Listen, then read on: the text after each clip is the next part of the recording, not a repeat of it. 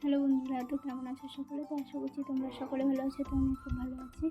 তো প্রিয়াঙ্কা লাইফস্টাইলে তোমাদের স্বাগত জানিয়ে আবার একটি ব্লগ ভিডিও শুরু করলাম। তো এখন বাজে 7:06। তো এখন থেকেই আমি আমার ভিডিওটা শুরু করছি। তো তোমরা স্কিপ না করে পুরো ব্লগটা দেখতে থেকো। তো চলো,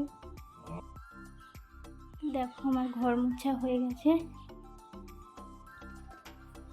তো এখানে গ্যাসের মধ্যে বসিয়ে দিয়েছি মেয়ের জন্য দুধ গরম করতে।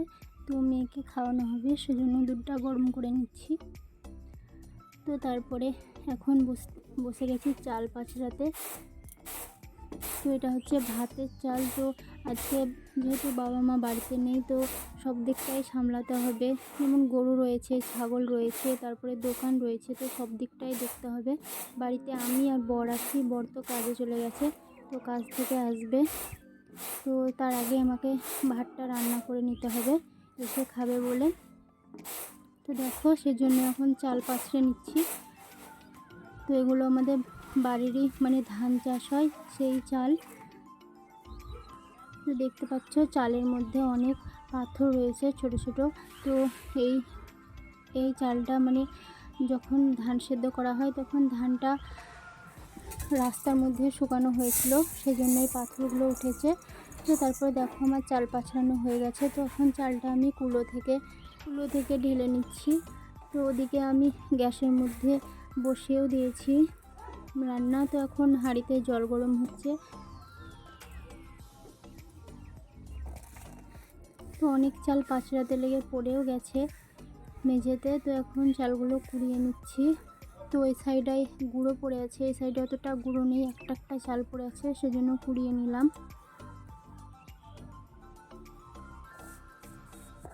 দেখো চাল পাছড়ানো হয়ে গেছে। তো এদিকটাই মানে দেখো জলটাও গরম হয়ে এসছে। তো এই যে চালটা এবার দিয়ে দেব।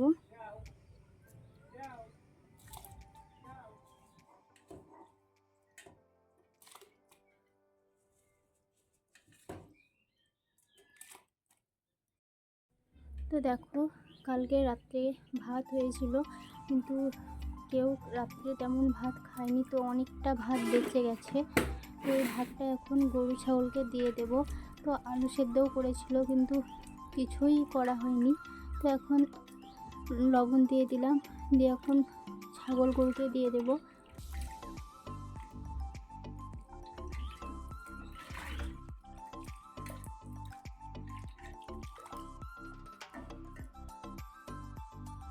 দেখো এই ছাগলের গোয়ালে আমি রেখে দিলাম ভাতটা। তো ছাগলে এসে খেয়ে নেবে।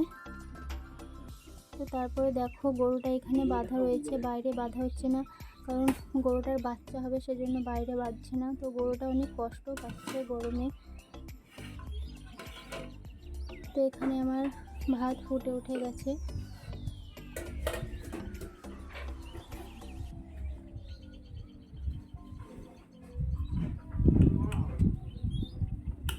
তো হওয়ার দিকেই ভাতটা একটু পর নামিয়ে নেব। তো ভাতটা নামিয়ে দিয়েছি।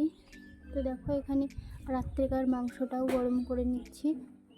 তো এটা দিয়ে এখন খেয়ে নেব আপাতত। তারপরে বর যখন আসবে, বরকে অন্য কিছু রান্না করে দেব তরকারি। তো এখন কিছুই করব না। তো এদিকে তো গরুটার মানে পাতনাতে কিছুই নেই, খড়।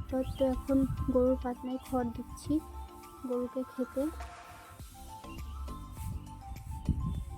বেচারার অনেকটাই কষ্ট হচ্ছে ঘরের মধ্যে থেকে। বাইরে থাকলেও তো একটু বাতাসে থাকে,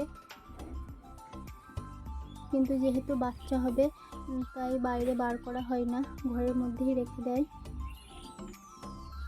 তো আমি এক বালতি জলও এনেছি, তো জলটাও দিয়ে দিচ্ছি।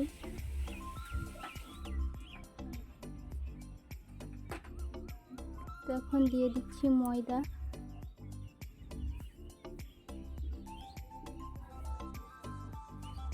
শাকটা মাখিয়ে দাও।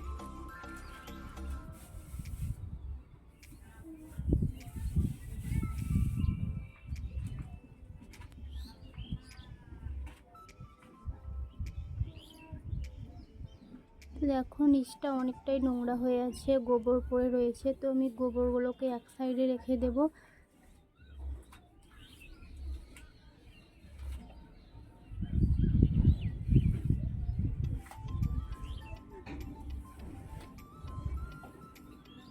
তো অনেকটা গোবর জড়ো হয়ে গেছে, তো এখন দেওয়ারও সময় নেই।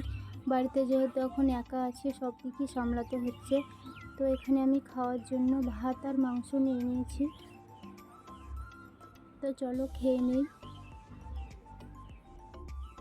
তো তারপরে বিকেলে দেখো এখন মেয়ের জন্য বসাবো ম্যাগি।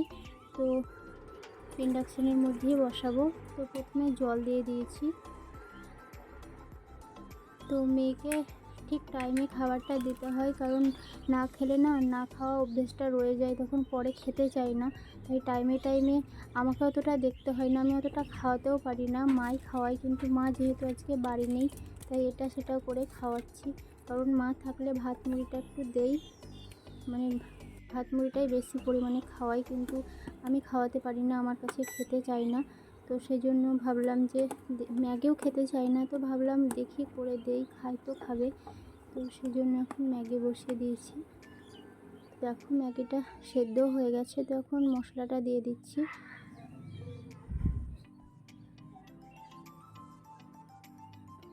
তো বন্ধুরা, ম্যাগিও আমার হওয়ার দিকে।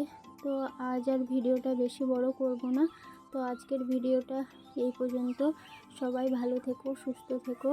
তো দেখা হবে নেক্সট ব্লগে। তো টাটা।